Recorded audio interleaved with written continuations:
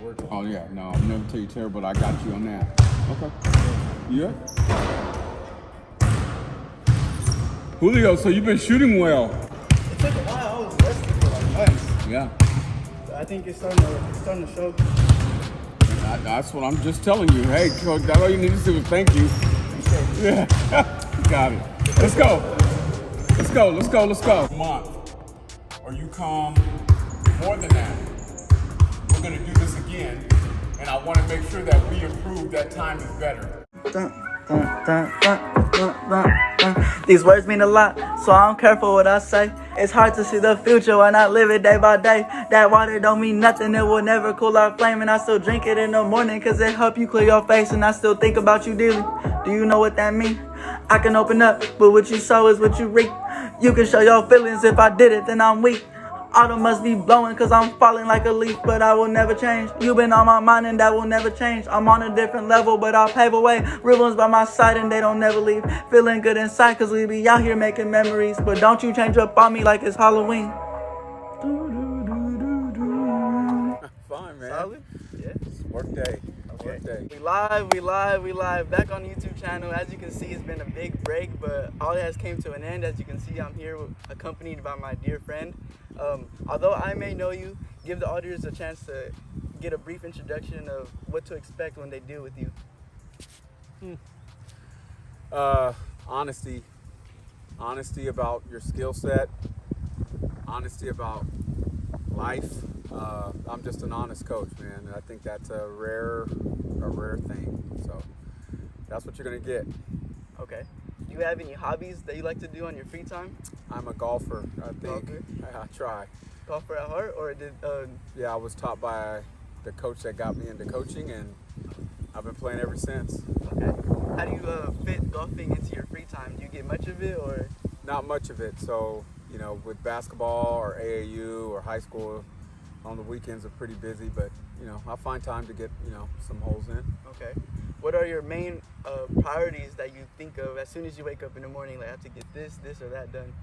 What does that look like for you? It depends. So during the week, you have work, and then I have a real job, and then the afternoons are dedicated to working with kids or getting stuff set up here for high school basketball. I'm the coach here at Hamilton High, and so, we're about to approach season, so I need to get everything lined up. So, yeah, priorities. How do you get things lined up? Like, what is the first steps into preparing for a season? Well, making sure all your, prepared for tryouts. You have a basketball meeting to make sure all these guys sign up, and then, get the basketballs ready, courts ready. I'm there every day anyway, and then order uniforms, which is already done. Shoot-arounds are already done, so they'll have some new gear. So yeah, those are the things that you have to do to get prepared. Okay. How do you juggle all of this on your plate, like to make time for it all? Like, do you keep a schedule, or are you on the fly making decisions? I'm kind of on the fly. Kids call me to train. I don't call kids to train. Okay. I don't make it mandatory, so I make sure that when they do call, I have the time for them. The day flows, man. I don't have to write it down because I just kind of do the same stuff every day. Training, coaching, mentoring, lunches with students, and then, I make time all the ways. Okay. So what was your early childhood like around 14, 15? Like, how would you describe yourself back then? I truly thought I was a basketball player. Like, I started varsity as a freshman in Monterey at Seaside High School, and I quickly understood that I'm not as good as I needed to be or wanted to be, and my brother got me into football, and I ended up playing football and coming to college here at Chico State. So, yeah. So would you say it was pretty much of a challenge getting like slapped in the face with honesty, like not thinking that, or not knowing that you weren't good enough or as you thought you were? Like, how did you deal with that? It actually is a funny story. My brother, who played in the NFL, was playing for the Tampa Bay Buccaneers, and he was actually in Monterey working out with Ron Rivera. And he came to a game, and he said, "I'll play you 1-on-1 to 10, if I win, you got to play football my sophomore year. Of high school? Yes. Okay. My brother beat me 10-6. And my brother is 6'4", 290. I was 6'3", 185, and put on a clinic, and I ended up playing football. It was the best true life lesson I've ever got, because if I didn't play football, I would have never came to college here. Right. So it was a great opportunity, and honesty. Yeah. How did that feel? Because I'm sure you're a competitive guy. Like, Yeah, everybody says it, but yeah, it knocked me down a lot of pegs. And in that first year of football, I set the bench, and then I ended up being all-league offensive and defensive tackle, which was, if it wouldn't have been for my brother, that would have probably never happened, because I was hard-headed and I thought I was a baller. So these early life experiences definitely molded who you are today. Like, you weren't expecting that at all, to make the shift from basketball to football? No. How was I it, was the not going to transition? play football. No? No. So was the transition hard? It was. It It was? was. It's like this. Reality, I had to start working out. I started running, lifting, doing all the stuff you're supposed to do to be a successful football player. Yeah. My parents didn't fall into the poor me, and I figured it out. So when Chico State called and flew me up here for an official visit, I thought it was the greatest thing in the world. Nice to be wanted. And I had a guy named Jeff Nelson, who is still a coach at Corning High School, who's been mentoring me since I was 19 years old and taught me how to be a really good football player. So did your athletic abilities make it easy for that? So it was like the... Oh, sure, you have to have some, especially, Chico State did not recruit high school players. They did junior college players. So I was already 2 years behind the guys I had to go against, and I got humiliated and beat up, and, but that camaraderie of football and being taught by my Jeff Nelson, saved me. He taught me how to power lift, and, just made me successful. I was athletic enough to be successful in a Division II football team. Okay. So, explain, because you thought you were good enough to go straight to the league. Was there anything that you wish you could have done differently? Like something the kids could do, like develop a game plan to actually reach those levels of success? when you say the league, that's pro. I was just happy to compete in college. Okay. I wasn't willing to take the steps that it took to be a pro football player. That's another advice from my brother who was playing. Back in my day, steroids were prevalent and they weren't illegal, and a lot of players did them, and I didn't, and I'm glad I didn't. And I just could beat you on athleticism. So the league with me, and I very rare, there were some people that said I could have maybe played in the NFL, but I never had that as a dream. I never felt like that was something I wanted to do, and so I just was happy to play in college, and that was good for me. Why do you say that? Like, why was it never like a shiny object for you to reach? Because there's so many things and stuff you have to do to be successful in the NFL, and so playing at a Division II at Chico State and thinking you can make the league is a monumental task. We've had one player that I know of play in the league from Division II, at least in Chico, named Chris Verholtz, and he was a tight end. But he did all the stuff he needed to do to get there. I wasn't willing to do all that stuff. Okay. Do you think your strong relationship with the coach you had that you met in Corning had a big correlation of you becoming a coach yourself? It had to have been. If you have to look back, this is my 35th year coaching. He had an impact. You can't be brutally honest like he was with me. I kind of, soothe it over a little bit, but I'm honest with all my players, and some stick with me and some quit, and that's reality. It's called parenting. Your parents are going to love you. I'm not going to love you. I just like you a lot, and I'm going to tell you the truth. Yeah. Get it or you don't. So dealing with all these kids, do you ever feel like you wish you could have handled the situation of a kid a little differently? Like send a text message like, hey, come over to practice, show a little bit more love, a little bit more sympathy? Or how did you deal with dealing with new kids each and every time? It's truly hard because it's an actual sales job. Once they buy in, it's truly special. But if they don't buy in and you can feel it, and I can feel it, I still feel like there's something I could do different or better, but I'm not gonna change. Like, you have to call me if you wanna work. I don't check in. I'm not gonna beg you to work out because there's money involved. So You have to want to really do it, and if you really, really want to do it, I'm going to push the envelope and I will make you better. How far you want to take that is how far you want to take it. But yeah, I think about it all the time. Every time I lose a kid, I think about it. It's tough, but I kind of know that I'm doing it the right way, and that's okay by me. Okay. Just staying true to yourself. You have to check yourself. There's stuff I might have said that could have hurt your feelings, but for me, I'm all about communications. No one's ever perfect. But if you come to me and say, hey, Coach, I wish you wouldn't, I would say, hey, man, okay. But I mean, there's still also honesty in the conversation. Okay. And as you're preparing to deal with these kids, are you watching a lot of film of professional games, or are you dealing with your the games of the actual kids you're dealing with? Or So if you're truly into this craft of what we call training, and so when people come to me and they say I'm a coach, a trainer, and a mentor, that's a lot. And so I just came back from Fall River because the quarterback there has trained with me since 8th grade. So I go support my players in other sports and the sports that they play for me. And so you have to be willing to drive 2.5, 3 hours to go watch a game to see, because everybody thinks it's the coach's fault or my coach didn't do this, and sometimes it's their fault, and they got to be able to hear that. So you're not going to, when you call them and they tell you about the game, they're going to be a little slided in their view. So when I see it, I'm going to tell you what I see, and then we'll go from there. Okay. So that's one of the things I think that separates me, because anybody can train, but I know who you're dating, if you're drinking, if you're smoking, I know. So we're going to have a problem. Do you feel like that also gives you a strong bond that you build with these kids? Oh, sure. So my whole rule is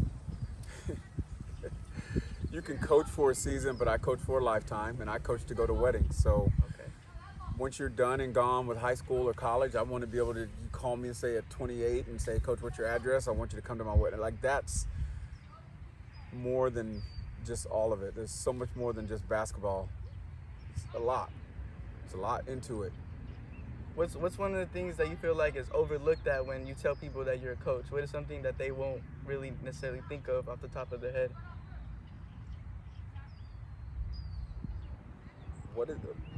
Like something that gets overlooked, like they wouldn't realize that, oh, you're responsible for all of this. Like, what type of responsibility that you put on yourself as being a coach? I don't think that it's truly ever understood. I think that what goes on today as far as parenting and this whole process to work, man, you have to have parents that are gonna let go. Whether you call them helicopter parents or parents that just are really too in tune to their children. If you trust another adult who's not related to help mentor your kid through this sports life thing, it can be truly a great experience. But if your parents jump in, or they've got to say something, or you can't do that. So that's the sales job. Like, parents got to let go. So that's the only way I can be really, really successful, if parents just truly trust me. Okay, and how do you let the parents know that they fully can trust you? What do you like tell them or advise them? I would never, and I've never advised, and I will never tell. They either come and watch a workout, or these kids go home. Like I said, it's a money deal. So if you're gonna go home and you tell your parents he sucked or he's not good, you ain't coming back. But if you say, oh, Coach Kevin, then they get it, and sometimes they get it all the way, and sometimes they don't. Okay. And where did you learn all these morals of, like, being honest and being dedicated? And, like, was it growing up over time, or was there someone who sat you down and, like, you got to live like this? Well, I mean, I remember flying home my freshman year from football, and I got in the car and told my mom, I appreciate the way you raised me. I've been blessed with I truly believe in integrity and morals, and that doesn't mean I'm perfect. But when I mentor or train a kid, we're going to be on the same line. I don't drink. I don't smoke.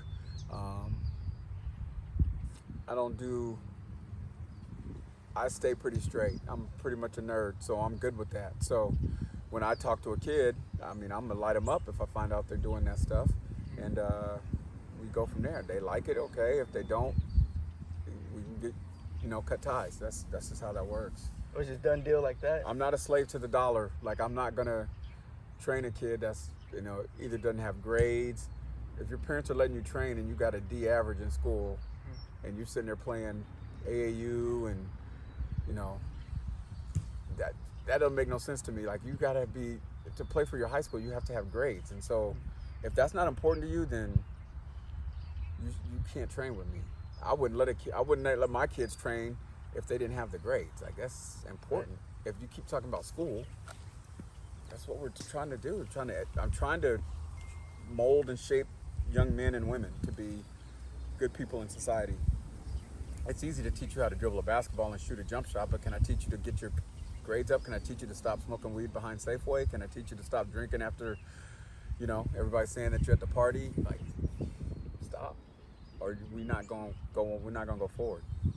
Yeah, like as you said before, it's bigger than basketball. What do you feel like is the most important thing these kids should know when they're stepping onto the court or dealing with you?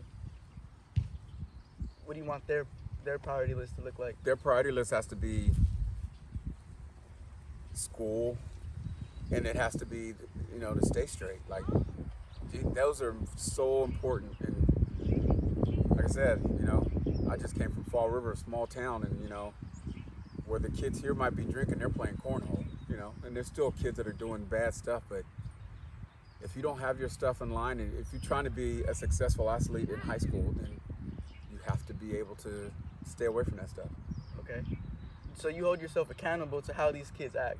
I can't be here with a beer in my hand popping off about you not drinking. Okay. To me, that just doesn't make sense. So I don't need to drink. I don't care to drink. And if I can show a kid at, my age that I don't do that stuff, then he doesn't need to do it either. When you get 21, do what you need to do. But if you're trying to be a successful athlete here, and if one of the things is saying that you can't play or you can't start, and I find out you're smoking weed or you're drinking, that's a piece you have to cut out to try to start. Yeah. So you have to know all aspects of the kid. And I meet boyfriends and girlfriends. We go to yogurt. How deep are you in? And, we go that route too. So there's a lot involved in it. Not just coaching. Okay. Yeah. Greatest success story that you've built up into your belt? There's too many, man. I mean, I can name drop and do all that, but I don't want to do that. But my success is just seeing a kid. I had a kid that was cut from 7th grade Marsh, and I said, he cried, wouldn't answer the phone. Finally got him on the phone, and he said, I said, what could we have done better to make you make that team? I said, did you give me all you got? Did you make every training? Did you? And so he got bound and determined, and the next year he made the Marsh 8th grade team. And I go, that's because we did the work. That's the kind of stuff that I'm proud of. I have a kid that was a bad student, and now they're a really good student. I have a girl that used to go to yogurt about bad grades, and she only played for me 1 year. Now she's about to be a nurse. I'm like, man, like those stories are just. Kid here at Hamilton, bad grades every time I get the list, kids that aren't going to be eligible. This kid ended up being a really good student. Now he's at a junior college, but he's the best player to come out of here since I've been here, and he got his grades up. And I said, if I ever see you on this list where you could be ineligible, then it's not happening. He never did it again, and I love that part. Still trying to take him to dinner for it. He doesn't want to accept it? Yeah, man, I just like, that's a great accomplishment. So do you feel like it's a bittersweet moment of watching these kids grow, and eventually they have to cut ties with you and kind of do their own thing, grow up in life? Is it like, how do you feel about like those type of things? Well, you have to understand the ties are never cut. And so the one thing, my rule is, once you get to college, I no longer need to text you. I'm not going to call you, but you can always reach out to me. My phone is always on. And so that part is done all the time. I've got kids that reach out to me when they're in college and beyond, and that's the part of that coaching that gets lost. Like, you have to coach for a season or a lifetime, and I coach for lifetimes, so I don't coach for a season. Okay. So, what are you looking forward to most of this upcoming basketball season? different and new kids and see how I can impact them. I will tell you, like, after 35 years of doing this, it's truly become difficult because we're here at the school. I just left the gym. Although it's Sunday, I just don't see the work ethic for kids that want to be great. I mean, I trained you. You'd be in the gym right now if I had playing or we were working on something. That's what you do, and you're done playing. And so when you got kids in high school that are just sitting at home watching television or watching football, I haven't seen Sunday day football in I don't know how long because I'm at the gym. So you're either hungry or you're not. I can't make you be hungry. Season will start. We'll have enough kids to play. But you can't look at me sideways when you lose when you haven't put the time in. So I'm not, drinking that Kool-Aid. I like that. So you don't feel like, because you said you don't like to reach out to these kids. How do you feel like you should motivate them? You don't feel like you should motivate them at all. It should come within. The motivation is in the message. But I can tell you, like, if you're hungry, I'm gonna feed you. But if you're not hungry, I'm not doing it. Like, I should not have to motivate you to get to. We just came out of COVID.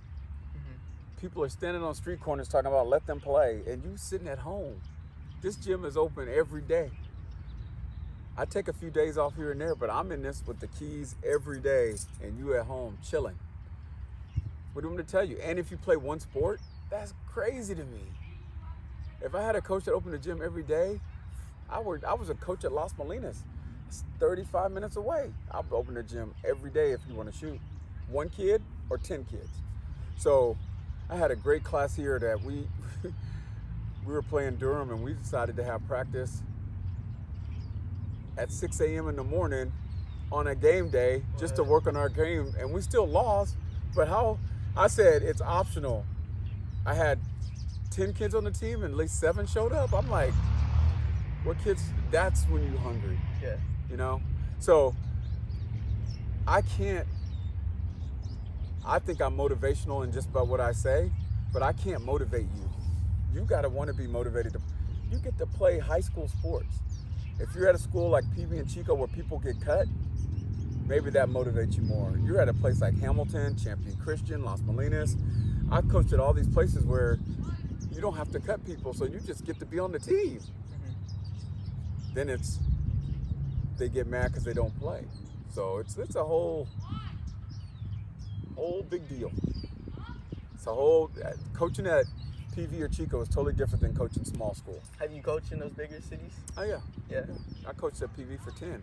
10? 9th grade. But, you'd have people call, friends of friends call, why did you cut my boss's kid? Like, that happens. Really? Yes. And do you feel like it's because it's a small knit community? I think that it's what parents do. Like, they can't. Do you understand, like, the greatest lesson in life is failing? You can only learn from failing. If you got everything handed to you and everything is great and nothing ever happens bad, then it's an easy life. But when it comes tough, you have to fail to succeed. And if you don't teach that or parent that, then you have a spoiled kid that's always the coach's fault and somebody else's fault, and I didn't start because my coach is not good. I've been in this game a long time, man. Like, you can make fun, you can say I don't know what I'm doing, but when you're talking about the mental aspect of it and the basketball aspect, every mom thinks that she knows what a dribble is and knows a jumper, and they don't know. They just see it and think that they know. How do you teach these kids to embrace failure? I like how you said that you want them to learn from their mistakes. You can't. It all starts at home, man. It's all how you're parented. So if I told a kid, he failed, he missed that, or messed up a game or whatever, and he goes home and tells mommy and daddy said, well, the reason why that happened was your coach did it, you're not going to learn. So it's going to be just a constant behavior of not learning. Hey, you messed up. It's over. Let's get through it and get better. Let's go in the gym an extra hour. Let's do football an extra. Like do something different. But don't blame everybody. Just say I didn't do well there. So if you mess up on a test, is it the teacher's fault or is it your fault? Oh, guarantee you, when you have these parent meetings, I feel for teachers because they got to hear it. You didn't teach them right. What? I'm a tenured teacher. What are you talking about? So that's the same in basketball. It's just, I've never got my degree, but I have the utmost respect for teachers, because when you sit in a parent meeting and the parent is trying to tell you you don't know what you're doing, that's crazy. So if a kid were to come out and reach out to you and say, I want you to train me, what is the first step that you would take in assessing their skills or to seeing what areas need to hone in on in their gameplay? It's every time a person calls me out the blue and wants to train, I'm going to put them through the ringer the first time, and then you either come back or you don't. And then if you want to hear it, I say, look, you can't shoot, you can't dribble. I have a kid that's in here that I just trained this morning, and he's been here about a month and a half, and he's very negative. And I said, do you understand that you've improved? It may be little increments, but you've improved. I think your parents believe, so he wants to keep coming. I said, hey, and I'm going to start adding more and more. And this kid's just trying out for 9th grade basketball, but it's at a bigger school, and look, he's getting better. And I said, I need to know the timeline. By October, which is next Friday, then you got to be, October, November is when tryouts start. Mm-hmm. So we got to be prepared. Yeah. He came into me and said, I'm a shooting guard. I said, bruh, you cannot shoot. So shooting guard is out. We're going to learn the post, and then I'm going to teach you to expand that. I want a post to be able to dribble, be able to shoot. But, you know, you never really played high-end basketball before, so there's some reality there. But if we're all in, I'm going to be all in with you. So. And what measures do you take to get your kids to where they want to be? Like, how far would you go? Like, what's that extra mile look like on your part for them to reach their goals? Well, in the intensity of the workout, the one thing I will not do, because it's money, I'll never train a kid twice a week. Like, I think that's me trying to dig in your pocket. I'm going to give you homework. I'm going to say, I dare you to do this homework every day. If you don't do the homework, you can't come back. Especially for the younger kids. So I've had, as young as 9 or young as 7. So I'll give them a dribbling drill or this or that. And if the parents says, and I try to tell the parents that you can't call or set up another training until they do this homework. And most of them do it. And so those are the kids that'll sometimes get better. But giving homework and incentives to work on stuff is the key. Not me going, let me get you in 3 days a week, every week for this much money. Like, that's, to me, that's a money grab. I don't ever want you to think I'm doing this just for money, because I'm not. But you have to pay me to know that you respect what's going on. And then I don't charge for driving 2.5 hours to your son's football game. I don't charge for me taking your kid out to dinner or lunch or yogurt, or I don't say, hey, you owe me for that. There's no bill. These are the things that you have to talk about and communicate when you're off the court. Who's your girlfriend? Why'd I see you behind Safeway the other day? Who's you talking to at PV? I saw you. Like, I'm at every school, so that's what we do. What was your biggest inspiration for entering into this field? I don't think it was an inspiration. I think that I just fell into it. I actually was coaching with a coach at Bidwell, and a player mom reached out to me and said, can you work with my kid? We don't feel like we're getting it all from the head coach. And as head coaches, you can't always put the time in. So I started training this kid, and then it word of mouth, and it's just grown since then. I still don't really advertise. I mean, I have an Instagram and a Facebook page and all that, but people that really get it and see me at gyms will reach out, and some don't. Some, not everyone's loved. Some people don't like me, so I can't fix that. That's on them, not on me. But I tell you what, man, I change kids' lives, so that's more important than anything. If you just let go, a lot of parents can't. Not parents today. Take off the training moves. You can't do it. So you said you've been in this game for 35 years now. 35. Going back and looking back on your first year, do you feel like you're a whole different coach? Oh, come on, man. Like, that's I had a kid at Bidwell. I'll never forget, like, the learning lesson was, I was still in school, and I would sometimes just miss practice because I wanted to do something else and do my own. And one of the star players walked up and said, "Why didn't you have practice yesterday?" And I'm like, I got school, and it was an excuse. And he made me feel like that's the part. I have never ever missed another, besides in a major emergency, a practice or a game since then. Because when a kid comes up and tells you, "Why weren't you here?" you have to be accountable. And so that kid made me understand like I was wrong. And it was a great first year learning lesson. We had they played the faculty against the kids, and I played in that game, and I was trying to show out. And you have to understand, man, it's not about you. And that was just great, learning about being responsible and being there, and then learning like for you to be the best player on the basketball court is not the true task. It's to teach these kids how to play. And the staff wanted to beat the kids and all that stuff, and I said, man, way too worked up, and I figured it out. I said, I'm not doing that ever again. I need to understand it's about the kids. And so I think one of those kids from Bidwell is a dentist, and the other one actually coached against one of my kids that I first started with at Live Oak. And I'm like, wow, I never thought you'd be a coach. He does a good job. He's a teacher, quiet dude. But I mean, when you're in 8th grade and you got a 6'4" point guard, it's like, wow. That was great. I was like, man, I got a 6'4" point guard in 8th grade. That was your first year coaching? Yeah, Bidwell. Wow. He's really good, but he's very quiet, very nonchalant. Mm-hmm. But he had a good IQ. He had a really good IQ, and he could play.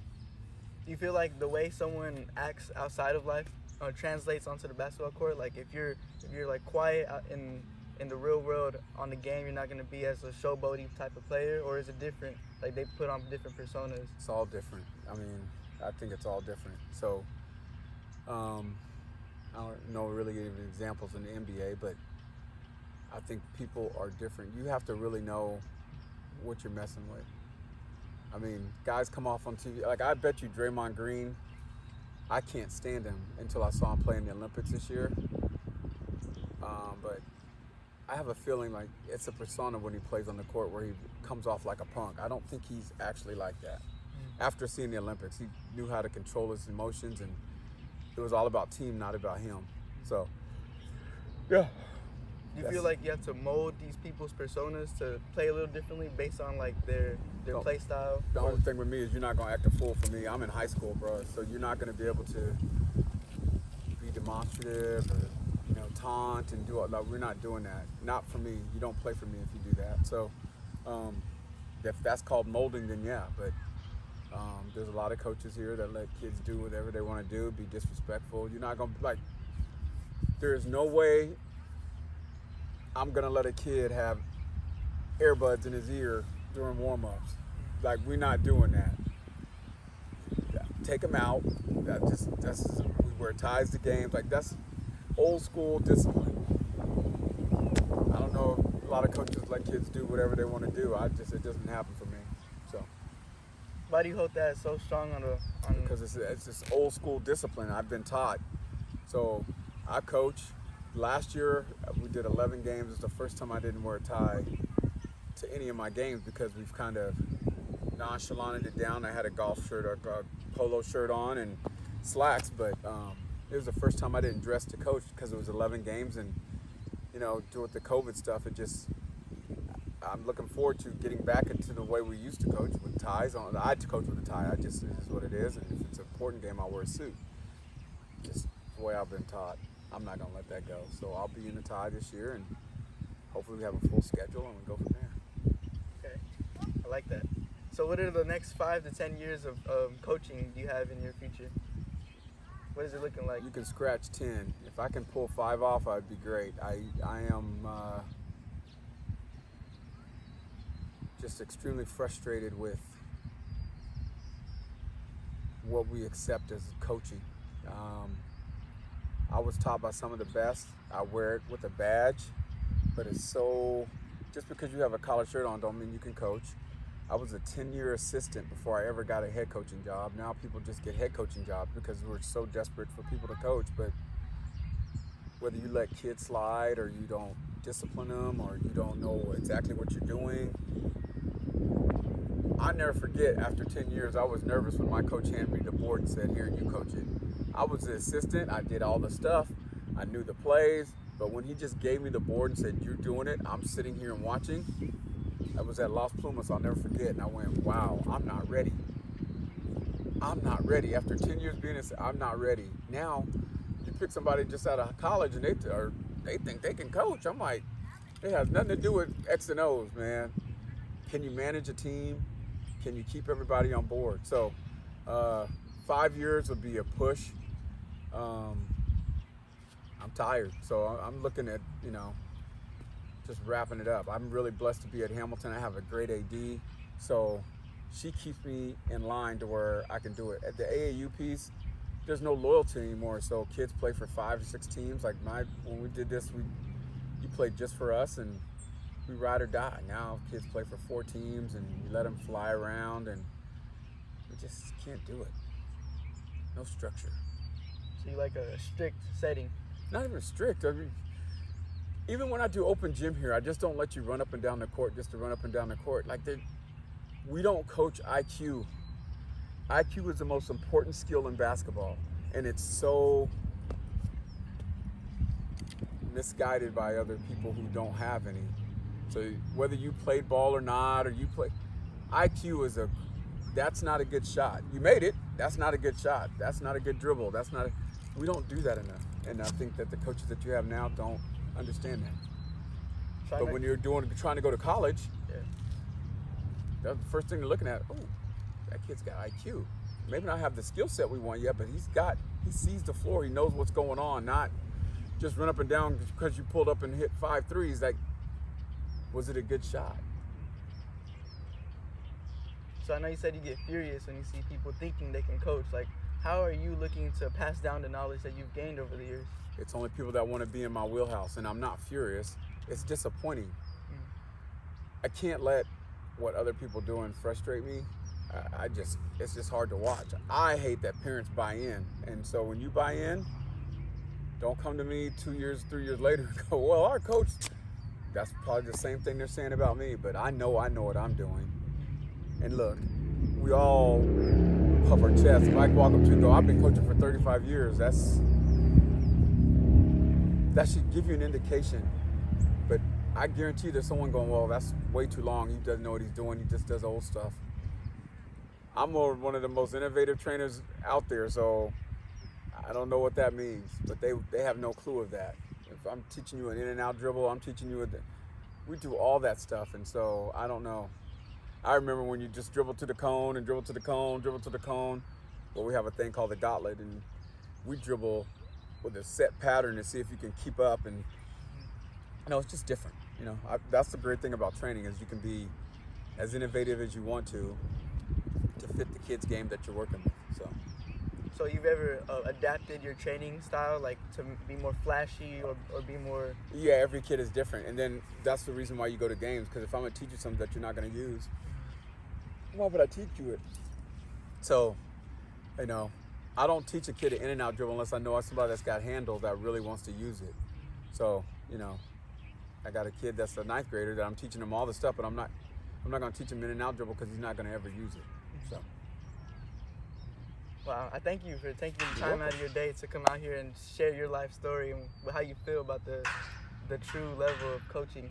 I'm finally glad I got it done, man. But yeah. This guy's relentless, so I appreciate your time, and hopefully it helps somebody. Mm-hmm. I'm out there. So do you want to promote your Instagram, so if they ever need to reach out to you for a training session or a quick word? Big Cat 65 on Instagram. Big Cat Training on Facebook. Don't call me unless you're hungry. I'm in these streets doing it. So if you want that smoke, give me a call, give me a ring. But if not, I'm good. All right, all that will be in the link down below. So make sure you click on that. Reach out to this guy, show him some love. It's been a pleasure. Thank you. Appreciate it. Yeah, man.